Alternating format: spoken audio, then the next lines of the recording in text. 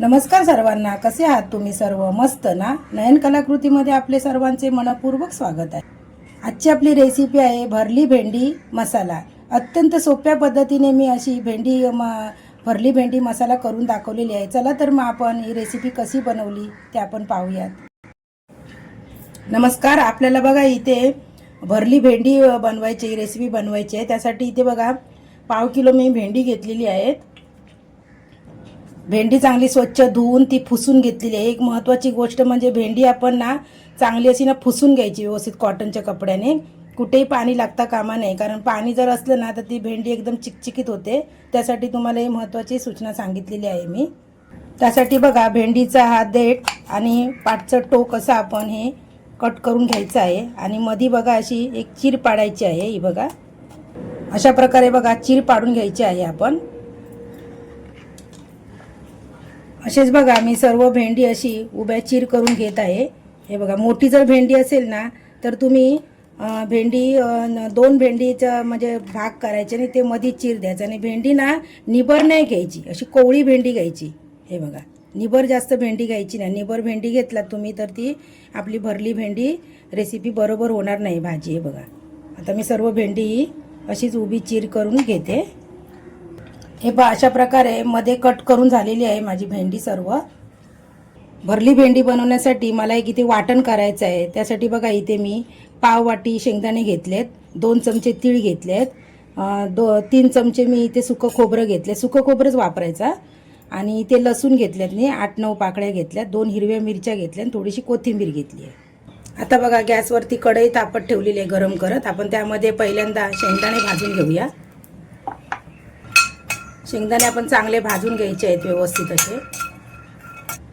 हे पहा शेंगदाणे आपले चांगले असे मस्तपैकी भाजून झालेले आहेत। आता मी शेंगदाणे काढून घेते। हे सुकंच आपल्याला भाजायचं आहे। हे बघा मसाला त्याच कढईमध्ये बघा मी सुकं खोबरं पण भाजून घेते। हे पहा सुकं खोबरं पण आपलं चांगलं भाजून झालेलं आहे खरपूस, ते पण काढून घेऊया। आता त्याच कढईमध्ये बघा आपण हे तीळ पण भाजून घ्यायचे आहेत। तीळ पण चांगले तडतडले आहेत बघा, कारण कढई आपली गरम होती त्यामुळे तीळ सुद्धा मी आता काढून घेते। आता बघा थोडंसं असं थंड झालं ना की आपण या मिक्सर जारमध्ये घालून बारीक अशी पावडर करून घेऊया त्याची। हे पहा आपलं वाटण तयार झालं, मसाला तयार झालेला आहे बघा, बिन पाणी घालता, कारण कसं त्यामध्ये कोथिंबीर होती ना त्यामुळे ते व्यवस्थित असं वाटलं गेलं आहे। आता मी वाटण एका डिशमध्ये काढून घेते। त्यामध्ये बघा इथे बारीक चिरलेला कांदा मी 2 चमचे टाकत आहे। कांदा बारीक चिरायचा। आता इथे बघा अर्धा चमचा लाल तिखट घालत आहे, हळद घालत आहे पाव चमचा, काश्मीरी लाल तिखट मी घालते अर्धा चमचा, गरम मसाला अर्धा चमचा घालायचा आहे, जिरेपूड अर्धा चमचा, धनापूड अर्धा चमचा, मीठ घालायचं आहे, चवीनुसार घालायचं आहे मीठ। इथे बघा मी अर्धा चमचा लिंबाचा रस घालायचा आहे, म्हणजे अर्ध लिंबाचा रस घालत आहे मी इथे। तुम्ही आमचूर पावडर सुद्धा इथे वापरू शकता। हे सर्व मिक्स करायचं आहे। आता आपल्याला चांगलं मिक्स करून घ्यायचं आहे। त्यामध्ये बघा मी 2 चमचे तेल घालत आहे छोटे, आणि तेल घालून परत असं चांगलं मिक्स करायचं आहे व्यवस्थित। तेल घातल्यामुळे काय होईल आपल्याला त्या भेंडीला म्हणजे मसाला बाहेर येणार नाही त्या भेंडीतला आपण भरल्यानंतर, म्हणून आपण तेल घालायचं आहे। हे पहा भेंडीमध्ये आपण चांगला असा मसाला भरून घ्यायचा आहे। हे बघा व्यवस्थित असा दाबून घ्यायचा आहे भरून, जेणेकरून मसाला बाहेर नाही यायला पाहिजे, असा व्यवस्थित भरून घ्यायचा आहे।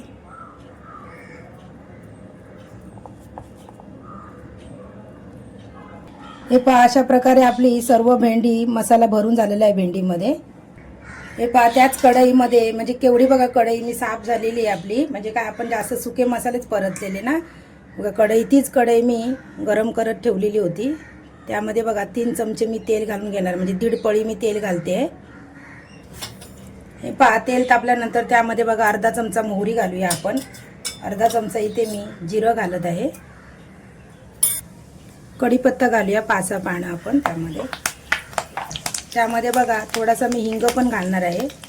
हिंग घालायचा पाव चमचा.